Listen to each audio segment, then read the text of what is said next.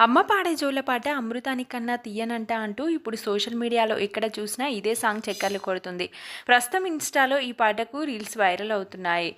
మనసుకు హత్తుకునే పాట పాడిన అమ్మాయి పేరు జాహ్నవి ఎర్రం. మహారాష్ట్రకు చెందిన అమ్మాయిగా తెలుస్తుంది.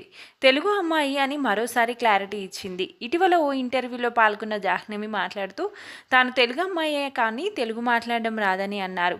మిట్టపల్లి స్టూడియో యూట్యూబ్ ఛానల్ కోసం అమ్మ పాటను పాడింది జాహ్నవి.